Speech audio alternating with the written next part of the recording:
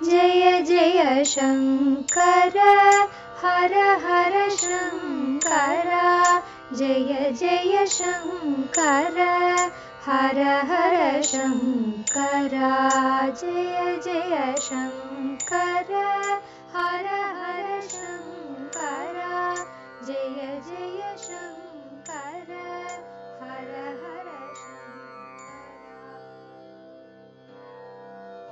ஆச்சாரமும் ஆகாரமும். தெய்வத்தின் குரல் 3ஆம் பாகம். ஹாரமும் ஆகாரமும். ராஜா ஒருத்தன் இருந்தான். அவனுக்கு ஒரு குரு. அவர் நல்ல மகான். அடிக்கடி அரண்மனைக்கு போய் உபதேசம் பண்ணிவிட்டு வருவார். அப்படி ஒரு நாள் காலம்பர, அதாவது காலையில் போனவர் நீண்ட நேரம் அநேக விஷயங்களை எடுத்து சொல்லி கொண்டிருந்ததால் மத்தியானம் வந்துவிட்டது.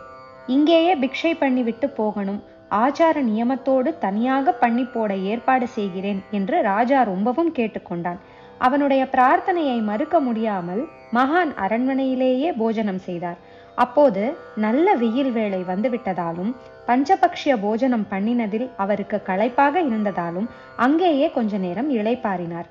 அவர் சிரம பரிகாரம் பண்ணிக்கொண்ட அறையின் சுவரில் தொங்கிக் கொண்டிருந்த ஒரு முத்து மாலை அவர் கண்ணில் பட்டது. அது ராஜாவுடையது. விலை உயர்ந்த முத்தால் ஆனது.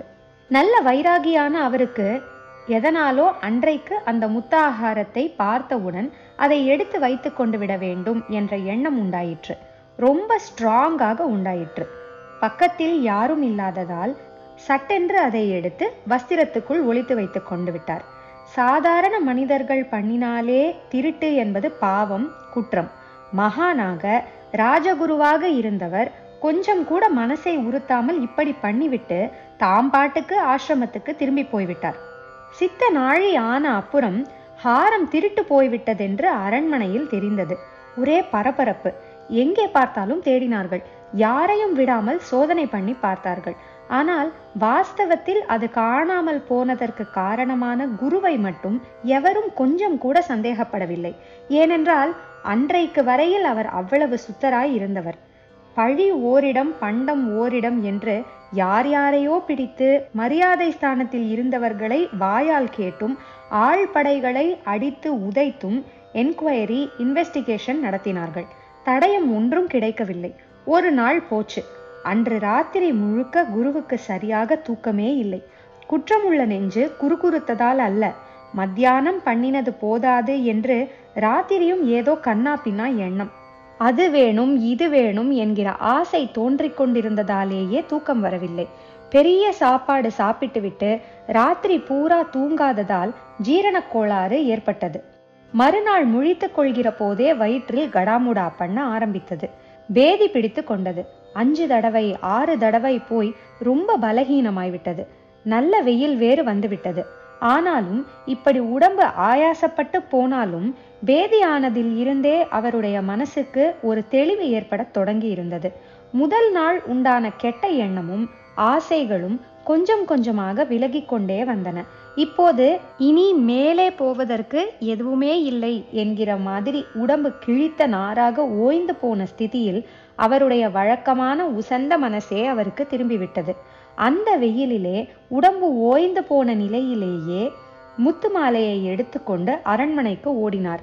ராஜா கிட்டே போய் அந்த ஹாரத்தை கொடுத்தார். என்ன காரணம் என்றே தெரியவில்லை. நேற்றைக்கு மத்தியானத்தில் இருந்து என் புத்தி கெட்டு போய் கிடந்தது. அந்த கெட்ட ஆவேசத்தில் நான் தான் இந்த மகா பாவத்தை பண்ணினது.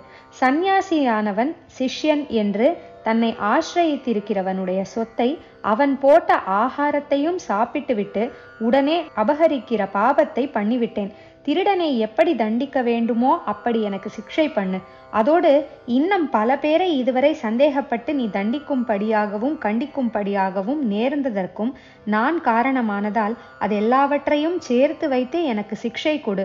என்னால் எத்தனை நிரபராதிகளுக்கு கஷ்டம் ஏற்பட்டு விட்டதென்பதில் எனக்கு உண்டாயிருக்கும் வேதனை அப்போதுதான் தீரும் என்று ராஜாவிடம் சொன்னார். ராஜா சிரித்தான்.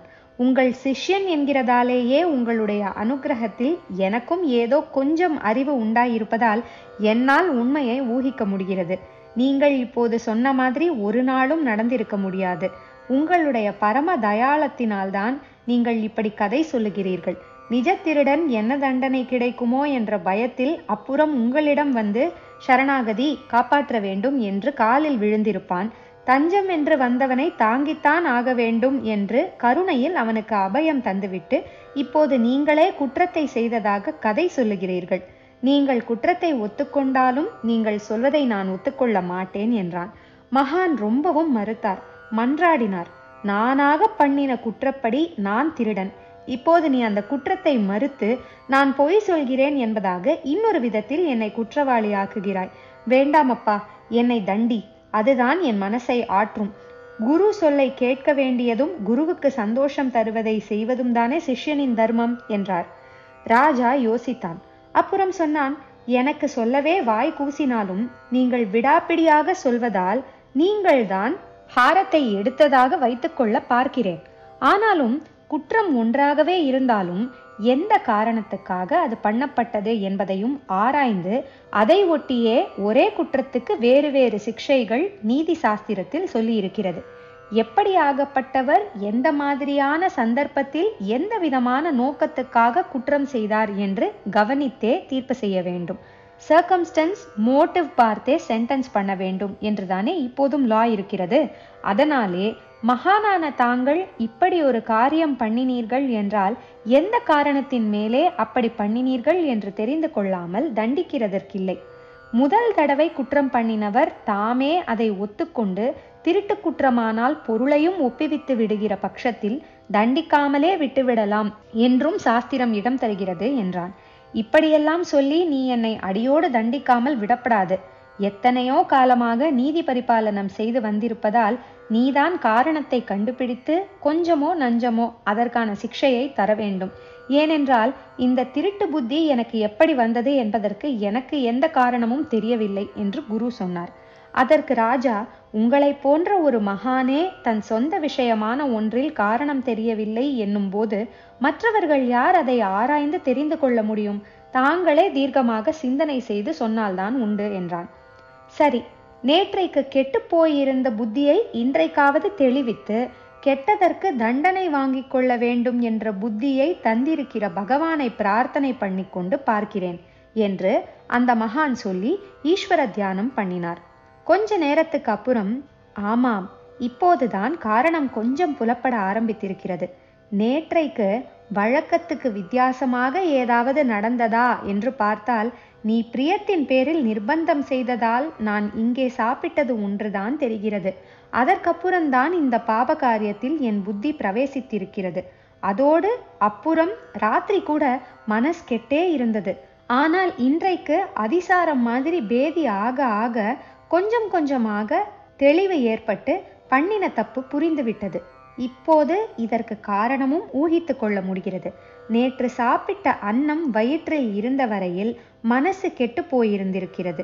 இன்றைக்கு தெய்வ சங்கல்பத்தால் அதிசாரம் உண்டாகி அது வெளியே போக போக கெட்ட எண்ணமும் வெளியேறியிருக்கிறது என்று தோன்றுகிறது.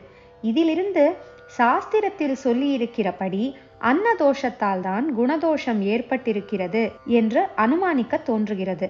அனுமானத்தை ஊர்ஜிதம் பண்ணிக்கொள்வதற்கு நீ வேண்டுமானால் நேற்று அன்னமாக பக்குவம் பண்ணின அரிசி முதலானதுகள் எங்கே இருந்து வந்தது என்று விசாரணை பண்ணிப்பார் என்றார். அன்னம் என்பதில் புரோட்டீன், கார்போஹைட்ரேட், வைட்டமின் முதலியன மட்டும் இல்லை. அதை சமைத்தவர் தானியமாகவும் பச்சை காய்கறியாகவும் அதை விலைக்கோ தானமாகவோ கொடுத்தவர், அதை பயிர் பண்ணியவர் ஆகியவர்களுடைய குணதோஷங்களும் அந்த அன்னத்தில் சூக்ஷ்மமாக டெபாசிட் ஆகி சாப்பிடுகிறவனுக்குள் போகிறது. இவர்கள் தோஷமுடையவர்களாயிருந்தால் சாப்பிடுகிறவனையும் அந்த தோஷம் தொற்றிக்கொள்ளும். இதுதான் அன்னதோஷம் என்பது. ராஜா உடனே உக்ரான மணியக்காரனுக்கு தாக்கீது அனுப்பினான். முதல் நாள் குருவுக்கு சமைத்து போட்ட அரிசி எங்கே இருந்து வந்தது என்று விசாரித்து தெரிவிக்கும்படி உத்தரவு போட்டான். மணியக்காரன் பூரா விவரங்களையும் விசாரணை பண்ணி தெரிவித்தான். என்ன தெரிவித்தான் என்றால், சில நாள் முந்தி ஒரு பெரிய கொள்ளைக்காரன் கடை தெருவில் ஒரு பெரிய மளிகை கடையிலிருந்து ரொம்ப உசந்ததான சன்ன சம்பா மூட்டைகளை திருடி அப்புறம் ராஜ சேவகர்களிடம் பிடிபட்டு விட்டான். அவனோடு அரிசி மூட்டையும் கைப்பற்றப்பட்டது. அப்புறம் அவனுக்கு சிக்ஷையும் விதிக்கப்பட்டது. ஆனாலும் உடைமைக்கு, அதாவது அரிசிக்கு சொந்தக்காரன் அதை ராஜாங்கத்தில் இருந்து திரும்பி வாங்கிக் கொள்வதற்கான டியூடேட் ஆகியும் எதனாலோ ஆஜராகவில்லை. அதனால் சட்டப்படி அந்த அரிசி அரண்மனை பண்டகசாலையில் சேர்க்கப்பட்டு விட்டது. நேற்று வரை பிரயோஜனப்படுத்தாத அந்த அரிசியைத்தான் நல்ல ரகமாய் இருக்கிறதே, முதலில் குருவுக்கு நைவேத்தியம் பண்ணினால் பாக்கி எல்லாம் அவருடைய பிரசாதமாகுமே என்று நினைத்து நேற்று பாகசாலைக்காரர்கள் அவருக்கு சமைத்து போட்டார்களாம். மணியக்காரன் ராஜாவுக்கு இந்த விவரங்களை தெரிவிக்க ராஜா மகானுக்கு சொன்னான். 2 4 என்கிற மாதிரி அந்த மகானுக்கு எப்படி திருட்டு புத்தி உண்டாச்சு என்பது தெரிந்துவிட்டது. திருட்டு சொத்தை ராஜதர்மப்படி ராஜா ஸ்வீகரித்தாலும் அது மகானுடைய சாத்வீக சந்நியாச தர்மத்துக்கு விரோதமானதால் அவரை அஃபெக்ட் பண்ணிவிட்டது. ஆனாலும் அவர் மனசறிந்து குற்றம் பண்ணாததாலும் அவருடைய பூர்வ சரித்திரம் சுத்தமானதாலும் பகவானே அப்புறம் அவருக்கு அதிசாரம் உண்டாகுமாறு பண்ணி அவருடைய உடம்பில் அந்த அன்னசத்து இரத்தமாய் சேராமல் வெளியேறும்படி செய்து தோஷத்தை போக்கிவிட்டான். ராஜாவிடம் குரு, பார்த்தாயா, இதனால்தான் ராஜாவின் அன்னம் கூடாது என்ற சாஸ்திர நியமப்படி நான் இருந்தேன். நீ பிடிவாதம் பிடித்தாய் என்பதால் நான் விட்டு கொடுத்ததில் இத்தனை வினை வந்து சேர்ந்தது. எப்படி ஒருத்தனுடைய வியாதியின் அணுக்கள் இன்னொருத்தன் சரீரத்தில் பரவி அந்த வியாதி இவனுக்கு தொற்றிக்கொள்கிறதோ, அப்படியே கெட்ட எண்ணத்துடன் செய்த காரியங்களில் சம்பந்தப்பட்ட வஸ்துவில் அதை செய்தவனின் மானசீக பரமாணுக்கள் ஒட்டி கொண்டிருக்குமாதலால் அந்த வஸ்து இன்னொருத்தனுக்கு உள்ளே போனால் இவனுக்கும் அந்த கெட்ட எண்ணம் தொற்றிக்கொள்ளும். நேற்று சாப்பிட்ட அரிசியில் படிந்திருந்த திருட்டு குண பரமாணுக்கள் எனக்குள்ளே போனதன் விளைவை பார்த்ததிலிருந்து இது எவ்வளவு உண்மை என்று நிரூபணமாகிறது என்றார். காரணத்தை பார்த்தே குற்றத்துக்கு தண்டனை தர வேண்டும் என்ற ராஜா அவரை நிர்பந்தப்படுத்தி சாப்பிட வைத்தத்தான் ஒரு மகானுக்கு பக்குவம் செய்யும் உணவு எப்படி இருக்க வேண்டும் என்று கவனிக்காததாலேயே இப்படி ஏற்பட்டதால் குற்றம் தன்னுடையதே என்றான். அவரை அப்சால்வ் பண்ணிவிட்டான். அது அறியாமையால் அவன் செய்ததே, நல்லெண்ணத்துடனும் குரு பக்தியாலும் அவன் செய்ததே என்பதாலும் அவன் பச்சாதாபப்பட்டு மன்னிப்பு கேட்டுக்கொண்டதாலும் குற்றமாகாது என்று குருவும் அவனை க்ஷமித்து விட்டு விட்டார். ஜெய ஜெய சங்கர, ஹரஹர சங்கர, மகாபெரியவா சரணம். जय जय शंकर हर हर शंकर, जय जय शंकर हर हर शंकर, जय जय शंकर हर हर शंकर.